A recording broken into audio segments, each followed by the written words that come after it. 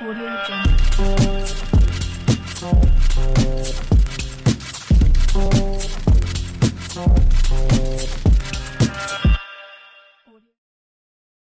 Rebonjour à tous, alors cette fois-ci nous accueillons Ismaël. Ismaël qui est de l'université Francisco de Vitoria, UFV. Correct, correct. Bonjour Ismaël, bienvenue. Bon. Peux-tu nous expliquer quelle est cette université qui est très demandée par nos étudiants français? Bonjour, merci Nathalie, merci à tous, merci à tous les élèves et tous les parents qui maintenant sont aujourd'hui avec nous. C'est vrai, notre université maintenant c'est très demandé, c'est une université qui depuis 25 ans continue à grandir avec des nouveaux diplômes et je vais vous raconter un peu ce qu'on fait et quelle est notre valeur différentielle. C'est vrai que l'université c'est différent des autres universités publiques et privées à Madrid et en Espagne. Et pour l'élève international, ça va lui donner une expérience totalement et notamment différente. Et notre pilier fondamental sont la biocommandée, l'excellence académique.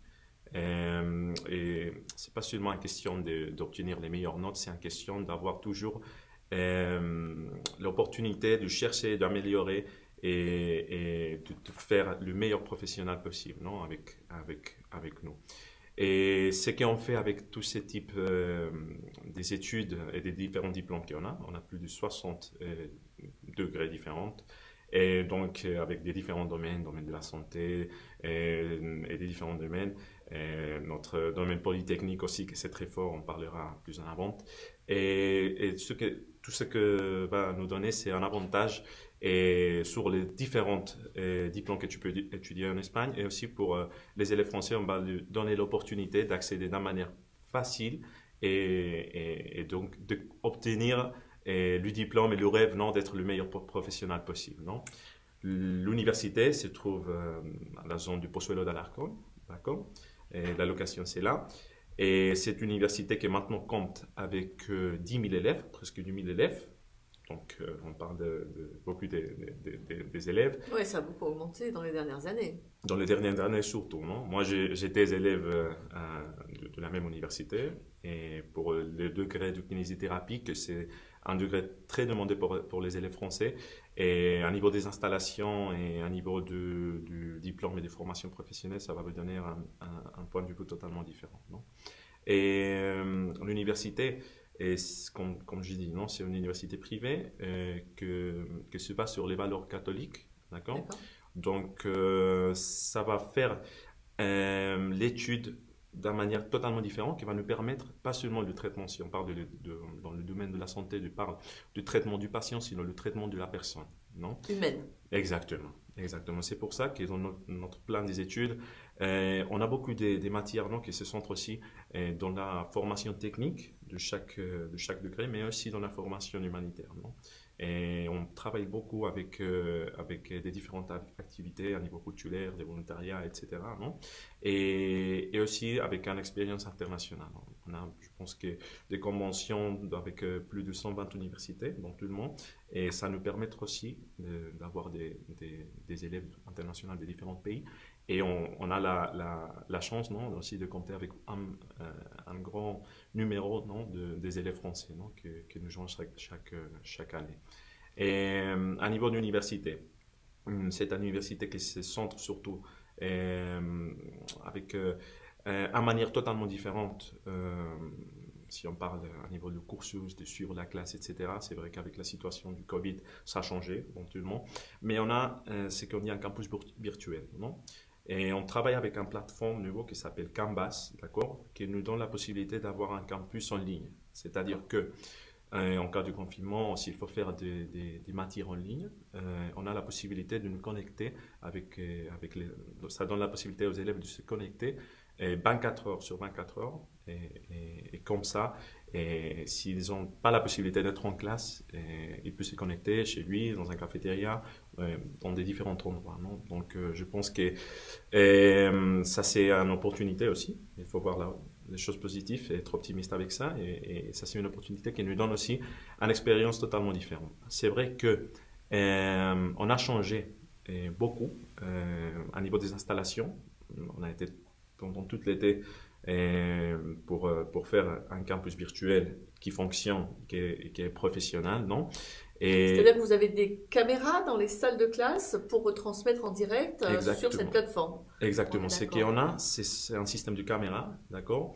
Et aussi des tables virtuelles, non, qui nous permettent en même temps, par exemple, si le professeur est en train de expliquer quelque chose, la caméra tourne.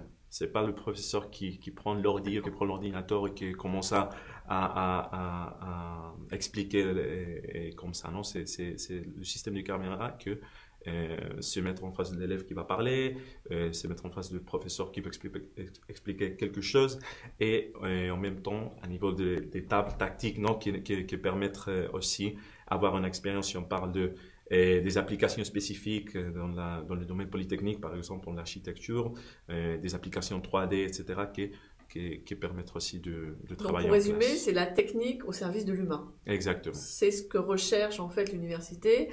Qu'on étudie dans le domaine de la santé, qu'on ait un cours théorique, qu'on suive un cours pratique en ligne, c'est vraiment toujours une recherche de liens pour amener l'humain au cœur des échanges avec les étudiants. Je crois que vous avez un grand programme aussi, en tout cas nos étudiants sont beaucoup revenus vers nous là-dessus, ce qui s'appelle du mentoring.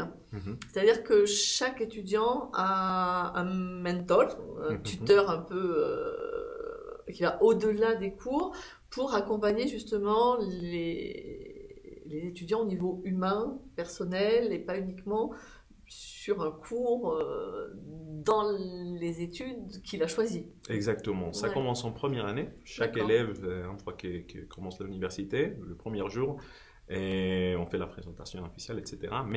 Et on a cette figure, non, de ce qu'on appelle en espagnol mentor, qui nous donne la possibilité c'est comme un guide qui va s'en charger et va s'occuper de tous les élèves et c'est une figure que les élèves respectent et qui peut parler avec eux et sans aucun problème, pas seulement des choses académiques, sinon des choses qui va le reprendre à la réflexion et aussi à un enrichissement personnel, non? S'il y a des difficultés, et on a aussi le CAIF, qui c'est comme notre département plus associé à la part pédagogique et aussi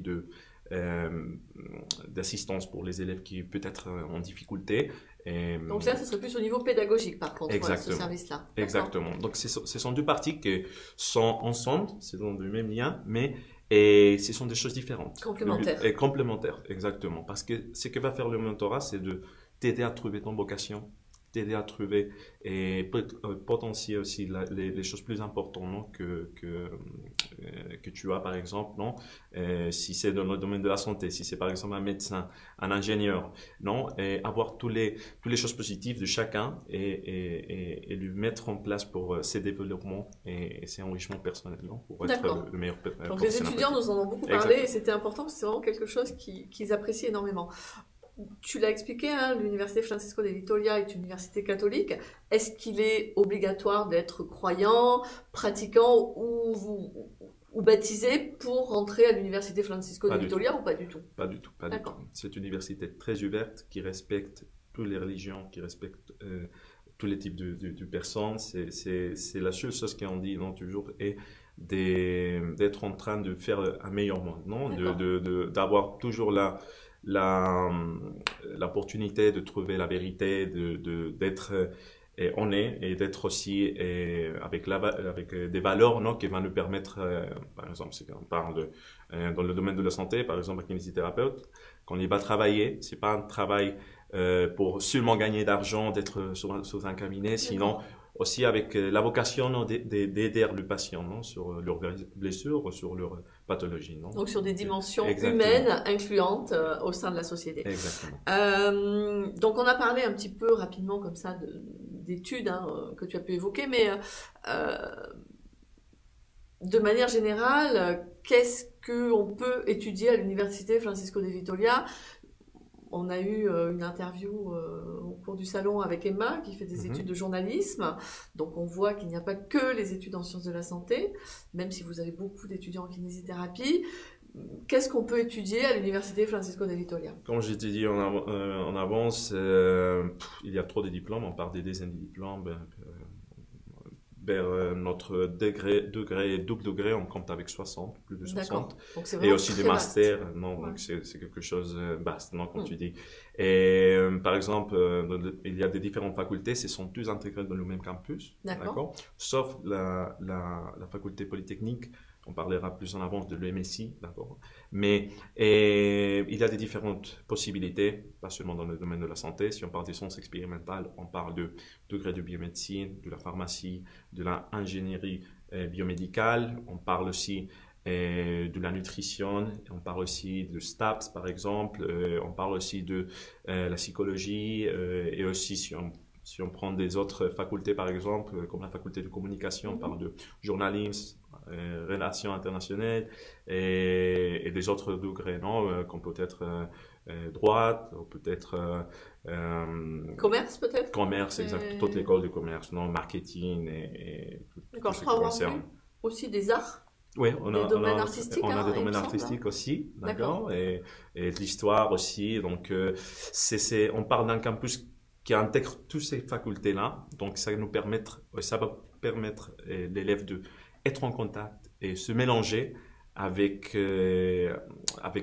certains groupes que normalement, si tu vois en Espagne, dans des autres universités, c'est la faculté de médecine et c'est seulement des médecins qui tu vas trouver là, non? Mais ici, tu peux te mélanger avec et apprendre aussi, non? Et surtout dans des activités extracurriculaires, non? C'est vrai que dans notre université, tous les mercredis à midi, on s'arrête les classes et on commence avec des activités. D'accord. Comme ça, on fait la vie en commenté, mais avec tous les élèves. Des échanges Exactement. enrichissants puisque sur des personnes diverses. Tu parlais d'un programme très spécifique qui n'est pas sur le campus de Pozuelo. Il nous a beaucoup intéressé parce que c'est vraiment un programme de très grande qualité en ingénierie. MSI, MSI, quelque chose comme ça. Est-ce que tu peux nous en dire un petit peu plus sur ce programme-là qui est vraiment intéressant? Le MSI, c'est le Motorsport Institute, d'accord? Et ça, c'est pour le domaine de l'ingénierie surtout, d'accord? Automobile principalement. Principalement, on parle des grandes équipes de Formule 1, par exemple McLaren. On parle aussi de ce qui concerne la fabrication des automobiles, non? Et c'est aussi notre partenaire Theo Martin, personne peut le chercher sur Google, non? Qui est une personne qui s'en charge de tous les développements aussi, non, de cet degré, et qui va nous permettre de travailler comme si nous sommes dans un fabrique d'automobilistes professionnels, non? Et on parle des équipes de Formule 1, on parle des équipes de Formule 2, Formule 3 et aussi des équipes de GT3 et GT4, non? C'est plus technique, mais c'est pour ces élèves qui veulent étudier par exemple ingénierie mécanique, ingénierie industrielle, ingénierie connectée, donc toutes les ingénieries, c'est étudié là et qui aussi nous donne la possibilité d'avoir le meilleur campus en Europe, dans toute l'Europe, parce que c'est un campus qui se trouve à Alcorcón.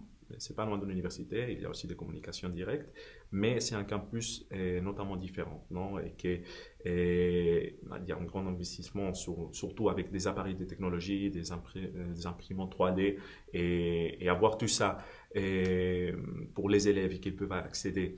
Et la première jour qu'ils vont aller à la classe, c'est une chose différenciée. Surtout. Oui, c'est vraiment, enfin nous on a été impressionnés par les installations et cette proposition, c'est pour ça qu'on voulait que tu l'évoques un petit peu parce que voilà, ça peut être une excellente opportunité pour un jeune qui serait passionné d'ingénierie automobile, d'accéder à ce qui se fait de mieux en Europe à ce niveau-là.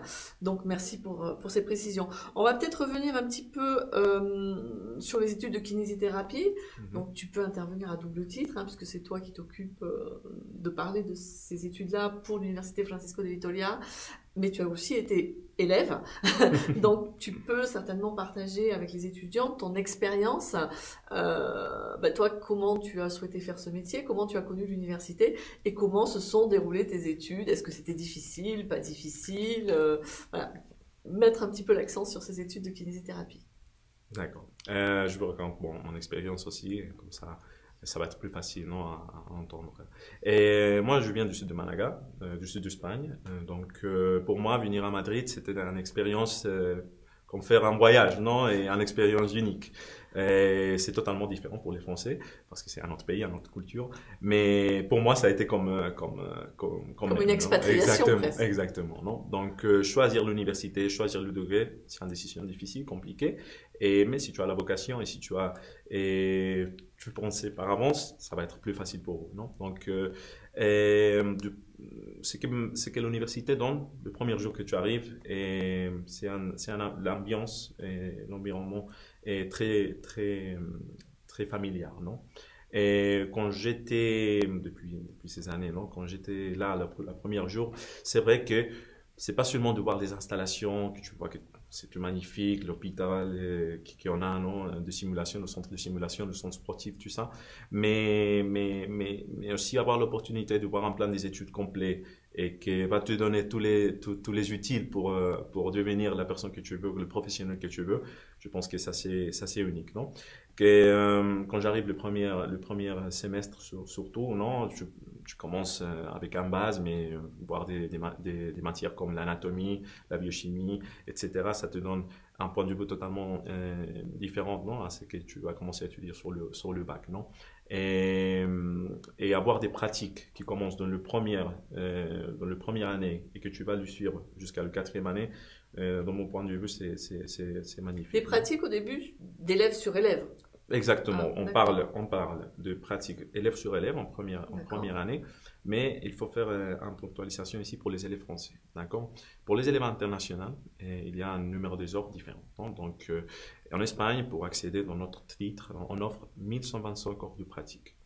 Et en France, maintenant, l'ordre, je pense que c'est en train de demander presque 1500. 1470, Exactement, oui, c'est ça. 1500. Et c'est pour ça que l'université donne l'opportunité de faire des stages extracurriculaires pendant le première, deuxième, troisième et quatrième année. D'accord. Non? Donc, ça, c'est un valeur différentiel et ça va vous permettre aussi si tu veux faire l'homologation de ton titre pour avoir ton autorisation d'exercice en France, de le faire sans aucun problème. Non? Mais on a beaucoup des élèves internationaux surtout des Français, non? Qui vont étudier le diplôme en kinésithérapie. Et nous avons aussi des conventions avec des hôpitaux publics, des hôpitaux privés et aussi des conventions internationales. Par exemple, s'il y a des élèves qui veulent faire ces stages qui ont par nom en France, par exemple, ils peuvent le faire. Moi-même, je le fais en France. Et vous avez aussi la possibilité de le faire dans des autres pays. Si tu peux faire un Erasmus en troisième année, tu peux choisir l'université que tu veux et passer un semestre, une année entière là et comme ça avoir plus des expériences, non?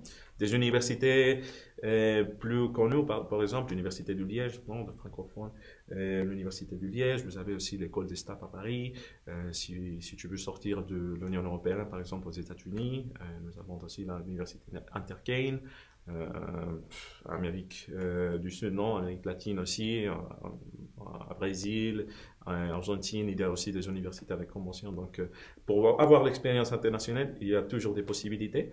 Mais aussi, Madrid va te donner toutes les affaires pour avoir cet enrichissement et te développer comme kiné. On va faire un petit aparté parce que tu as dit quelque chose qui me semble intéressant. Tu as fait un stage ou des stages en France. Parfois, les étudiants français se disent est-ce que je vais être aussi bien formé si je vais à la Francisco de Vitoria? Donc, en stage, est-ce que tes collègues ont noté que tu étais moins bon qu'eux qui étaient formés en France ou est-ce qu'il n'y avait aucun problème en termes de compétences, de niveau et que tu as pu faire un stage de façon tout à fait compétente? À niveau de formation, ça n'a rien à voir, c'est-à-dire que tu vas manquer quelque chose, c'est-à-dire que tu vas être bien formé, bien préparé, même si tu fais le stage. Et c'est une chose différentielle parce que chaque pays, dans le domaine de la kinésithérapie, il y a des différentes techniques, non? Et il y a des techniques qui sont plus centrées sur la thérapie manuelle, des autres qui sont plus centrées dans chaque pays, non? Dans la neurologie. Donc, ça te donne une expérience totalement différente, non? C'est vrai quand tu retournes et tu commences à parler avec tes copains de classe, et il y a un point de vue différent de quelque chose qui est un beau, mais à la fin, comme je t'ai dit, il n'y a pas grande différence, non? Au final. Exactement. Ce sont des choses que quelqu'un apprendre et comme c'est un diplôme que finalement tu t'intéresses sur une zone spécifique, non, du diplôme, c'est ça, non? Quand tu fais un master, quand tu fais des cours dans l'université aussi, non, de ton formation. À la fin de la formation, on est aussi compétent quand on est kiné formé en Espagne que formé en France. Exactement. Ok, ok. En termes d'organisation des cours au sein d'une journée, toi qui l'as vécu, plutôt les cours toute la journée, que le matin, l'après-midi, comment on va en stage, on va en cours, comment ça se passe un petit peu à ce niveau de l'organisation de la Maintenant, journée? Maintenant, il faut dire que ça a changé, non, avec le Covid, mais on maintient les groupes, non, ce sont des groupes réduits, on parle de 20 élèves par Mhm. classe, et maintenant, il y a des cours du matin, il y a des cours d'après-midi, d'accord? Et on compte chaque année avec 180 places, Mhm. d'accord, pour kinésithérapie, par exemple, mais chaque degré a leur propre numéro de classe, non, des élèves, non, par classe. Et maintenant, on fait un format duel, c'est-à-dire que présentiel et en ligne. C'est-à-dire que D'accord. tous les pratiques, c'est fait en classe. Toutes les matières qui ont quelque chose de pratique, c'est fait de manière 100% présentielle. Et on fait une semaine présentielle, une semaine en ligne. D'accord. Donc on change. Alternance une semaine sur deux. Exactement. D'accord. On a tendance et vous avez toujours la possibilité de te connecter sur le campus 24 heures sur 24 heures, sur Canvas, sur notre plateforme, des vidéos et tout ce, s'il y a un livre ou quelque chose en ligne qu'il faut voir, le professeur, on le met là sur la plateforme, des PowerPoint, et donc des examens aussi, de préparation pour les examens. Et il y a deux périodes d'examen, non? En décembre et janvier, et puis dans le mois de mai et juin. D'accord. D'accord? Et normalement, les examens se font en ligne avec la situation du Covid, mais on espère qu'on peut retourner cette situation avec, en manière présentielle, non? D'accord. Pour le faire. Non? Et si on a cours le matin, l'après-midi, on peut faire la sieste ou il faut quand même avoir un travail personnel voilà, tu l'évaluerais à combien, toi qui es passé par là, combien d'heures de travail personnel tu faisais en plus de tes cours, alors hors période d'examen ou en période d'examen, quoi. Je dirais que c'est un travail du jour à jour, surtout pour des matières comme peut-être l'anatomie, des matières plus dures, non? Mais et c'est un travail que c'est pas, si tu le fais tous les jours, de jour à jour, ça va être plus facile. Et l'après-midi, c'est surtout en troisième, quatrième année pour faire les stages, d'accord? D'accord. Mais pour les élèves français, on donne aussi la possibilité de faire ces stages dans l'été. Et dans l'été, si tu D'accord. veux faire un mois pour faire des stages extracurriculaires surtout, de le faire là. Il y a des autres élèves qui préfèrent de le faire tous ensemble et commencent en première, deuxième année à le faire et puis en troisième, quatrième année. Ok. Donc maintenant qu'on sait un petit peu comment se déroulent les cours et le travail qu'il faut faire, un étudiant qui serait intéressé par des études à l'Université Francisco de Vitoria, comment va-t-il faire pour déposer sa candidature? Est-ce qu'il y a des documents spécifiques à vous fournir pour pouvoir déposer son dossier? La première chose est de parler de l'avis d'accès. D'accord, on parle de la crédentiale de l'UNED, que c'est le document légal pour accéder à l'université espagnole, si tu viens de l'Union européenne, d'accord? L'organisme en chargé de faire cette validation, c'est l'UNED-ASIS. Donc, pour commencer toutes ces démarches, il faut savoir ça d'un premier moment.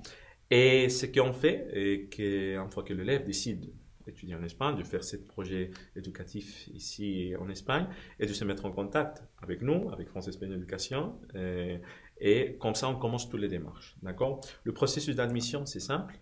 Il faut remplir quelques documents. D'accord? Une lettre de motivation personnelle. En espagnol, en français, la lettre de motivation? Normalement, on va la demander en espagnol. D'accord. D'accord? Puis on parlera du niveau d'espagnol qu'il faut avoir, etc. Mais il faut le faire en espagnol.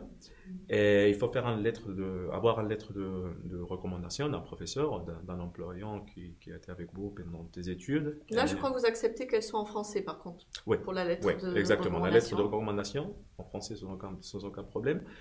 Et puis les notes du baccalauréat, d'accord? Et si on n'a pas le bac, les notes de première, terminale, peut-être? Exactement, si on n'a pas le bac, avec les notes de première, terminale, c'est suffisant pour faire le processus d'admission. Finalement, quand nous sommes dans le mois de juin, juillet, on va demander tous les documents. D'accord. Et il faut remplir un formulaire d'admission avec l'information personnelle, nom, prénom, etc.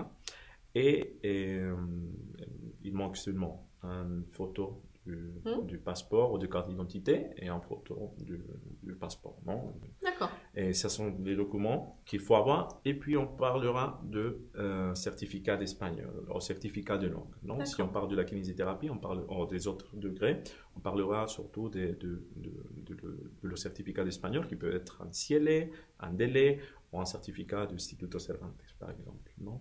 Et il y a aussi la possibilité de faire le test d'espagnol que propose l'université, mais il faut toujours avoir le niveau B1 d'une manière obligatoire, on peut dire, et ça va être avec une admission conditionnelle, c'est-à-dire que les élèves ont le devoir de prendre des cours d'espagnol pendant toute l'année. Si vous accédez avec le niveau B2 directement, il ne faut pas faire en plus.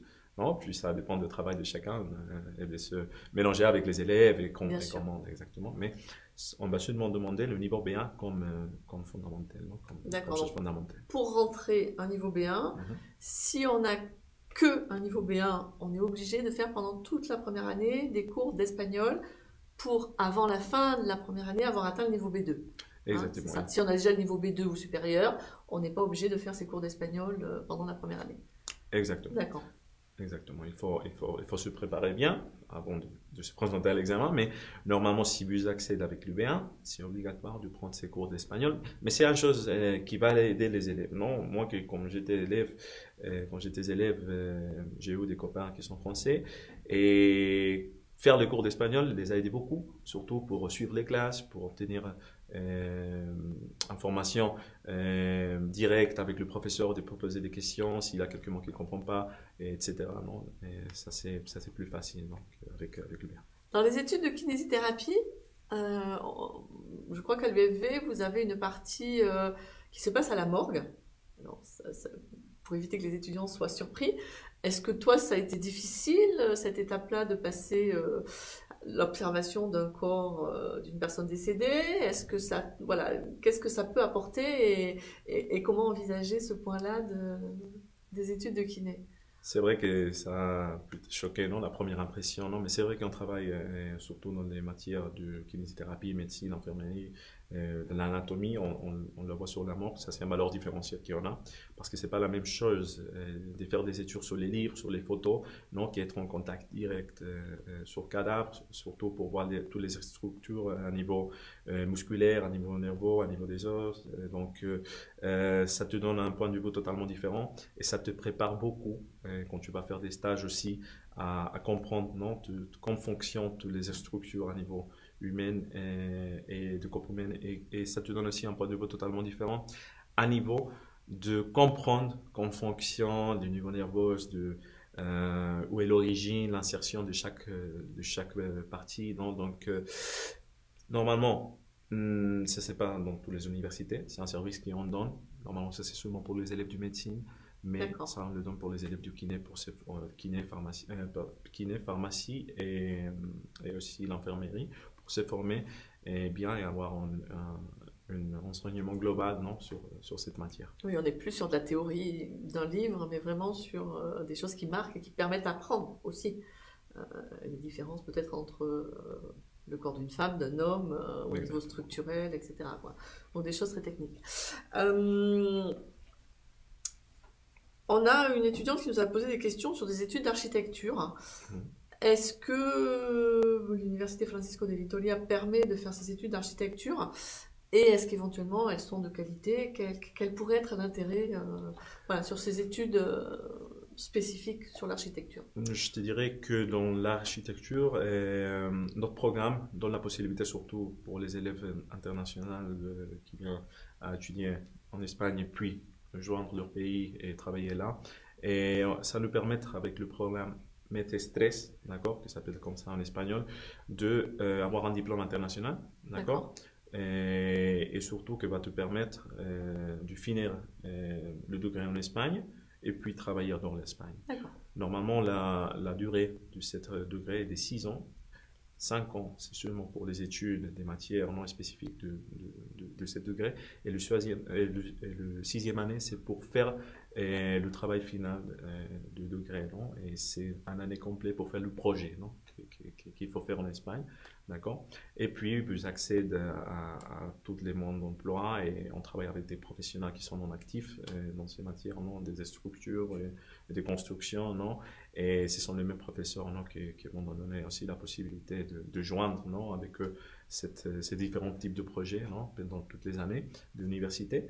Et l'architecture maintenant, je pense que c'est un de notre programmes plus fort et que pour accéder au niveau des élèves internationaux pour travailler dans l'Espagne, l'université va donner toutes les facilités avec les conventions qu'elle a. Un cursus qui est très très difficile d'accès, je crois, chez vous, et on a quand même des étudiants intéressés qui nous ont posé des questions, c'est la médecine. C'est un processus d'admission à part, avec vraiment une grande sélection, je crois, et des difficultés pour les étudiants étrangers d'accéder, si je ne me trompe pas. Je ne te trompe pas. C'est difficile d'accéder. C'est moi-même très difficile pour accéder pour les élèves espagnols parce qu'ils demandent un note très, très haut. Donc, pour les élèves français, en Espagne, on compte avec 140 places à l'université. Et pour des élèves de médecine, il y a des places spécifiques pour les élèves internationaux. Donc, ce qu'il faut faire dans ces cas, ça change tout le processus d'admission, c'est notamment différent. Donc, ce qu'en Espagne on appelle vía de acceso F, vía d'accès F. Et il faut passer, pas seulement faire la validation de la crédentiale des lunettes, sinon il faut passer, c'est comme dit en Espagne, la phase spécifique, non, de la sélectivité, non, que c'est comme le passé espagnol. Donc il faut prendre des matières pour obtenir la note pour pouvoir accéder et faire le processus d'admission, qui c'est différent, mais qui se compose d'un 75%, que c'est notre test d'admission, qui va comprendre les notes, etc., etc. Et puis un 25% qui va comprendre notre propre test. D'accord, des examens approfondis avec des connaissances qui sont vérifiées. On se loge où quand on va à l'UFV? Parce que aux alentours du campus, il n'y a pas grand-chose. C'est un endroit très sécure et c'est plutôt agréable, mais on ne peut pas loger à côté. Donc, il y a une résidence sur le campus et sinon, on loge dans Madrid. Comment ça se passe? On campe dans le propre campus. Il y a des différents types de logements, des appartements, etc., des résidences. Mais on compte avec ce qu'on appelle en Espagne colegio mayor, d'accord? Que c'est pas la même chose qu'une résidence. C'est un concept différent. C'est plus comme en Angleterre, des collèges, non? D'accord. Qui te permettent de vivre l'université 24 heures sur 24 heures, non? Qui te permettent d'avoir un bien commenté, d'accord? Et qui te permettent aussi être sur le campus, être à côté de toutes les installations et faire beaucoup des activités. C'est pas seulement de rentrer à ta chambre et rester là, c'est de faire la vie en commenté et on compte avec 210 élèves maintenant qui habitent là. Ce sont des chambres individuelles, il y a aussi des chambres collectives, non, de 2 personnes, et qui sont totalement équipées avec cuisine américaine, avec tous les systèmes, non, de climatisation, de la salle du bain propre. Donc, et vous avez aussi le service de nettoyage, une fois par semaine, et le service aussi de nourriture, non, ils te donnent un repas chaque jour. Et vous avez aussi la possibilité d'avoir la cafétéria et tous les bus de transport qui sont inclus à l'université. D'accord, là si on habite dans Madrid, il y a des bus directs depuis Moncloa, je crois, Il y a 3 locations. Pour finir, je t'ai dit que dans le même Colegio Mayor, il y a un service à part de mentorat, c'est-à-dire que vous êtes toujours accompagné, que c'est un Colegio Mayor, une résidence qui est aussi mixte, c'est-à-dire qu'il y a des élèves masculins et féminins. Et pour te répondre à la question du bus et des moyens de transport pour accéder à l'université, je te dirais qu'il y en a 3 localisations pour prendre des bus, qui sont à Moncloa, à Luche et Plaza Castilla. D'accord. On parle des bus privés de l'université et aussi avec l'abonnement de transport ici à Madrid, avec la carte, tu peux accéder pour prendre le bus à Moncloa. Combien de temps? On dirait que 10-12 minutes. D'accord. Donc c'est près du. On va conclure. Si tu avais un conseil à donner à un étudiant français pour venir étudier à la Francisco de Vitoria, le conseil selon toi le plus important pour intégrer la Francisco de Vitoria et réussir ses études? Je dirais que mon meilleur conseil est d'être brève, non, de sortir de France, de prendre ce projet formatif, ce projet éducatif, non, voir ça comme une inversion, non, je sais que c'est avec cette situation, à niveau économique, etc., c'est difficile, mais à la fin, ça va te donner tous les outils pour te développer comme personne, et aussi à niveau professionnel, ça va te donner tous les outils, non, pour te développer. Et aussi, je te dirais que ça va te donner une expérience totalement différente, avoir l'opportunité de connaître une autre culture comme l'espagnol, et connaître Madrid, que c'est une ville magnifique. Et ici, les gens sont très gentils, aussi sympas, et aussi l'ambiance à l'université, la vie université qu'on a à l'UFUB, c'est une chose totalement différente. Donc s'ouvrir et en profiter pleinement. Exactement. Je pense qu'on pourrait Exactement. résumer ça comme ça. Merci beaucoup Ismaël pour ce partage et d'expérience et la présentation de l'Université Francisco de Vitoria. On se retrouve à 13h avec un petit changement de programme. Alors ce sera espagnolé, mais ils ont eu un petit empêchement de dernière minute. Ils ont répondu aux questions, donc Clément et Caroline vous présenteront Espagnolé, qui est l'école de langue d'espagnol qu'on vous propose dans la ville de Valence. Merci beaucoup. Audio Jungle.